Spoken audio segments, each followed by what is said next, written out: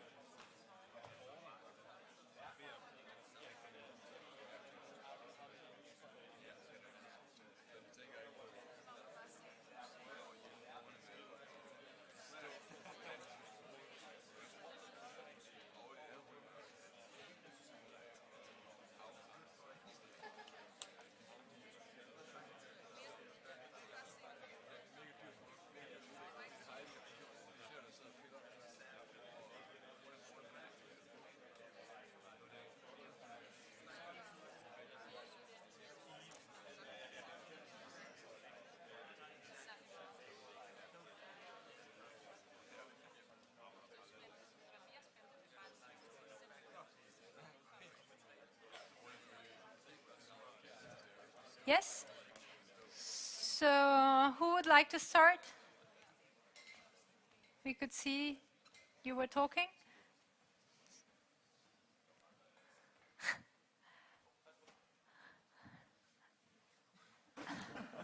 So we discussed that in the business model generation book, we were presented with a lot of methods for prototyping and visual thinking, and they all kind of looked at the whole business model canvas, whereas the presentation today took these 10 different innovation methods, which seemed to look more at one or two individual components in the business model canvas. For example, one of the innovation methods was the profit innovation, and there you take like your cost structure and your revenue streams and look at only these parts. Mm-hmm. So it was more of a, what you can say, it was broken down into more pieces. Yes. So they actually presented an additional model as compared to what you have in the curriculum, the one with the different types of innovation, and they made the link with the business model canvas, as you said. But you also said something else. You said they use different tools than the ones that you have in the book, and I think that that is maybe the link between the two models and the tools was not so clear, because the different types of innovation, that's one way where you decide, okay, this is how we're going to change, this is how we're going to innovate. And then you have different tools on how to achieve that. And the tools that they presented at the end and the ones that you saw in the video are actually quite similar to the ones that you have in the book. So one takeaway from this is that actually the tools that they presented and the process that they presented is also something that you can use in your final report and when you do case analysis. One thing that they mentioned was that they use this build, measure, learn model, and that's very similar to what you do in the case analysis, with the exception that you're not building, because it's not your company, but you're presented with a challenge. So the build part has already been done for you, and then you start with the measure, and then you learn from what you have found out in your case analysis, and then from those causes you propose a solution which will feed into the new build for the company that you're working with. And to follow that process, the way to get through the measure and the build is also by using some of the tools that they presented. So for example, the visual thinking or the idea canvas and all the other examples that you had in the business model canvas book. But yes, they made that link. And I think it was very interesting to see how you can have different type of models to actually look at the same thing. So we'll use the value proposition canvas and the business model canvas to look at the business model, and at the same time you can combine that with an innovation model to look more broadly, okay, what can we change and how can we change it in order to go on to the next S-curve and actually survive in a market where the growth goes or where the competition goes very fast and we need to adapt for it. Do we have something else? What else did you learn from today? Maybe I have to tell you. What is interesting for me for the representation was innovation. That is, innovation is not viewed as what we are expert at. Innovation is viewed as what customers is satisfied. And interesting is that when they are doing innovations, they put customers not behind them, that let the customer follow them. And the workflow they manage it is not just static, it's very dynamic, and they are able to learn the customer, same time improve and go to the short terms predictions that create more dynamics in their solution. And that's why they call it make it simple or best solution this way. It was an amazing thing for me. Yes, and I think that's one of the things that we would like to get across with TEMO, is that even when you have a great product, a great technology, then you need to look, if you want to be successful and you want to sell it and make money with it, and maybe not even make that much money, but actually make a living out of it, then you need to consider who are you going to sell it to and how are you going to make money with it. And that's the reason why you need the business model. And at the same time, another thing that they talked about is they connected the innovation with the strategy and said, okay, the innovation is very short term, so it's something that you continuously need to pay attention to in the short term, whereas strategy is long term. So strategy is where do we want to go in the future with our organization. And then you need to constantly connect it. So you take your business model, you take your product, you take your customer, and you see, okay, how many innovation do we need to do in the short term to achieve these long-term goals and this long-term strategy? Right? Do we have something else? Casper, do you have something? I just have, there was a question about the difference between a prototype and a minimal viable product. Well, sometimes a prototype becomes a minimum viable product. But the reason we stress a minimum viable product is that usually, often, there is what we call feature creep. Before we have a product, oh, it should be able to do this, and oh, we can't present that to the customer, it has to do with this as well. And suddenly we spend a lot of time developing features which we don't even know the customer wants. So we basically want to begin by selling just the smallest possible product where we can extract revenue from a client, and then we can grow it into something else. But many products die because, well, we spent too much time developing other features, and suddenly we ran out of money and we were too late to the market. So just the minimum viable thing that customers actually want to buy, that's a thing to stress. And the reason why the customer is so important is not because everything is about making money, but it's because if you want to work as an engineer and you want to work with technology, then you need to have money to develop that technology. You need to have money to build a good team and have a good organization so that you can keep improving that small minimum viable product. And if you don't make money with it, then you're going to go bankrupt like the web band guys, and then you cannot work with it anymore. So it's not about making money for the sake of becoming rich and famous, but it's about making money so you can have a sustainable product that you can continuously build over time and that you can keep working on. And one thing that also struck me was towards the end, someone asked them, okay, but why do you only work with established company? Wouldn't it be a good idea to work with startups and do it for free and then get a percentage for that?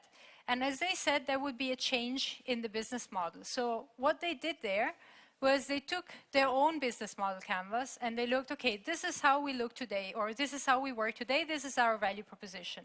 And then they did a SWOT and they saw, okay, these are our strengths, weaknesses, opportunities, and threat, and this is how we could work with startups.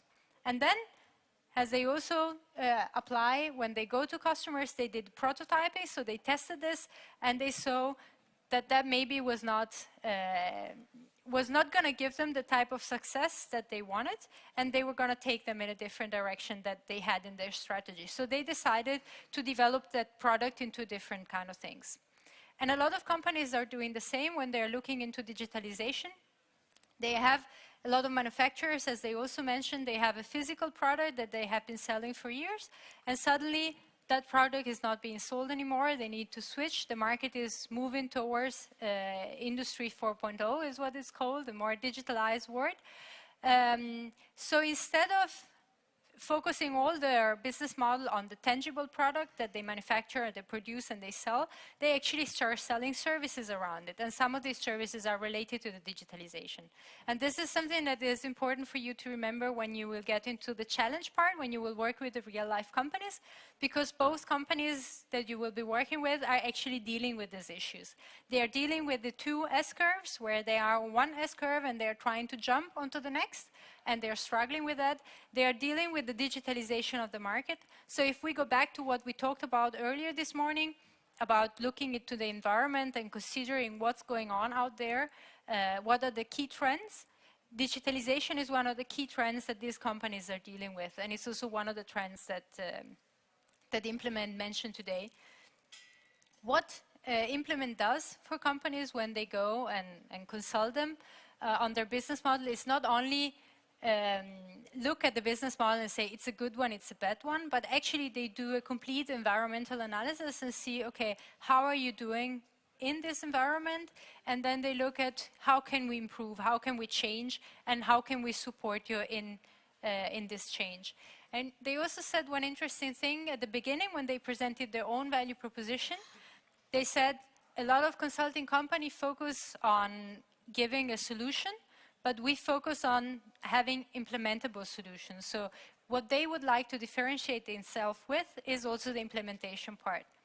And that's a very important part of TEMO. We've said it many times. You need a balance between the internal organization and the external environment, and you need a balance between the way you manage your organization and the way you work with your business model. And that's exactly what they are trying to do and implement, is support innovation that is implementable and actually support also the implementation of the innovation afterwards.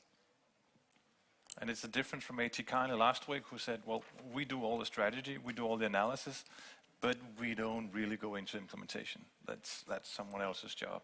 Whereas Implement, they also do the implementation, which is usually the hard part.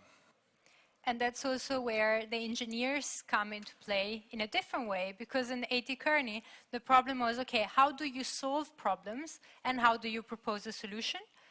And at Implement is, how do you solve a problem, propose a solution, and actually look at how to implement it in practice? So they're adding pieces onto their value proposition so that they have a different business model or a different strategy. So if you think about the model we saw this morning with the low cost and differentiation, they are both very high cost, and they're differentiating themselves in terms of value proposition. I'm just looking for more notes. Did you notice any other links between the theory and the lecture today? Did you enjoy the lecture? Yes?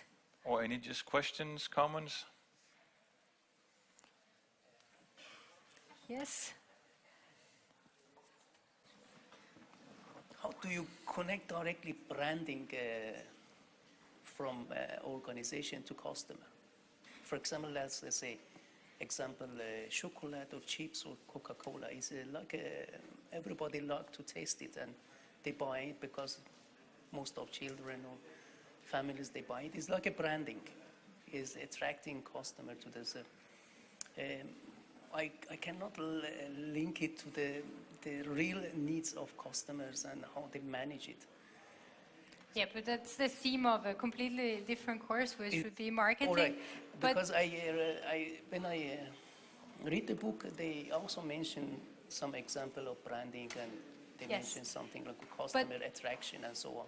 the way you can work with branding within the frames that we provide you at TEMO, we cannot cover everything that relates to management. But if you think about what we give you, what we provide you at TEMO, the way you work with branding is you take your value proposition and you understand your customer really, really well. What are the pain, the gains in the customer job, and how is your product solving them? Then you put your value proposition into the canvas, the business model canvas, and you see, okay, what is the channels that I'm going to use to connect with my customer, and what is the type of relationship that I want with my customer. So do I want to build a customer relationship that is strongly based on branding? And that's, by the way, also part of your differentiation strategy. Is the brand going to be really important? For Coca-Cola, for example, you have that. Or am I going into low price and a decent product that the customer will want to buy, but not focus so much on the branding? And you have that example. I think there is an ad that's I've seen a lot around in Copenhagen now from Lidl, where they put the Coca-Cola and their own brand cola on the poster, and they say the choice is yours. Because basically at Lidl you can both buy the official Coca-Cola and the other product, but they put them both on the same poster. And these two companies producing the cola, they have different business models, they have different customer relationships that are built on different channels. So Coca-Cola will have a very strong branding, a very strong connection with the customers that links to Coca-Cola because of the brand and not because of the drink. Whereas the other company would focus more on their key activities, producing something that is good enough for the customer to buy, but at the same time keeping the cost down so they can have a certain margin and they can sell a cheaper product than Coca-Cola.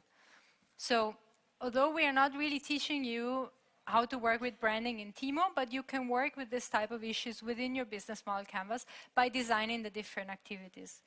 And the way you can do this in your report is that basically you start by mapping out the business model canvas as it is now, and then you explain where do we have, if we have a problem in the business model canvas, where is it and why is it there? What are the causes to this issue? Is there a mismatch, for example, between the value proposition and the customers? Maybe we don't understand our customers that well. That was one of the possible problems to address in the mobile life case.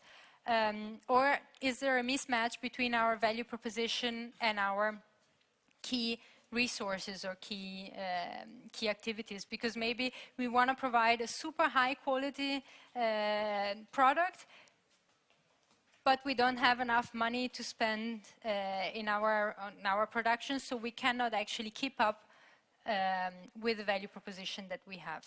So you first analyze, okay, this is the business model canvas, this is the problem we have, these are the causes why we have this, and then you suggest to change this. We would suggest a different business model canvas, and then you add on or you change the different elements where you think it's relevant. So this is how you would work with this in the report.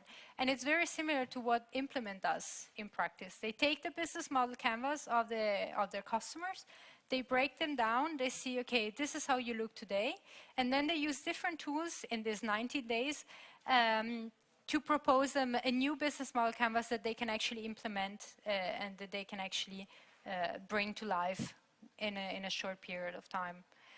And it's all about making small changes in a quick way to keep pace with the market. And this is also something that is useful to consider for the report. When you're proposing your solution, you can go either very small or very big. So you can propose small changes that could solve parts of the problem, and then say a bigger solution will be required in the long term, and you need to explain why and how. Or you can go for the very big solution and say this is a long-term solution, and these are the different changes that are required to reach that.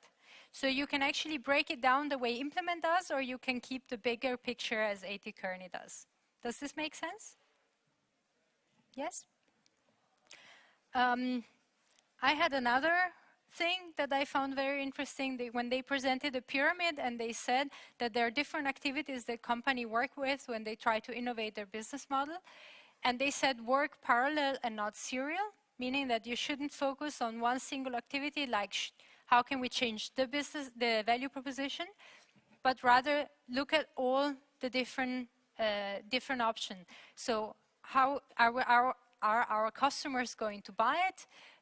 Can we build this? Can we produce this? Will this bring money in? So ask all the different questions at the same time. So similarly, when you work in your report, to keep the balance between the problem and the solution and the implementation of the solution, try to think about all the different aspects in parallel and not like, first I focus on this and then maybe later we will consider something else.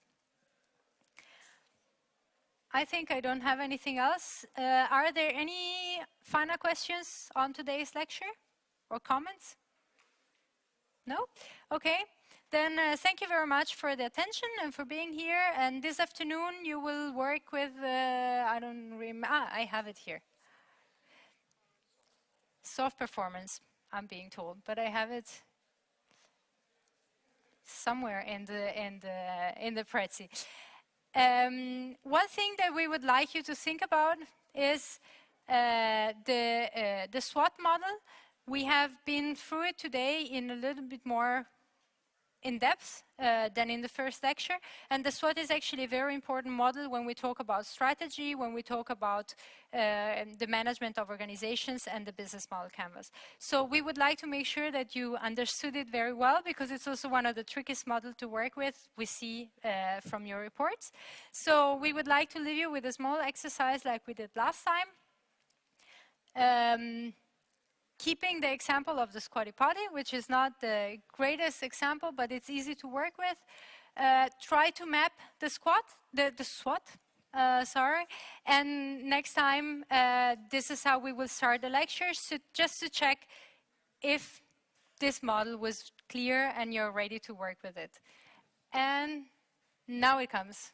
And today you work with soft performance, and next time we'll go through the STAR model and we start tackling the organization itself. Thank you very much.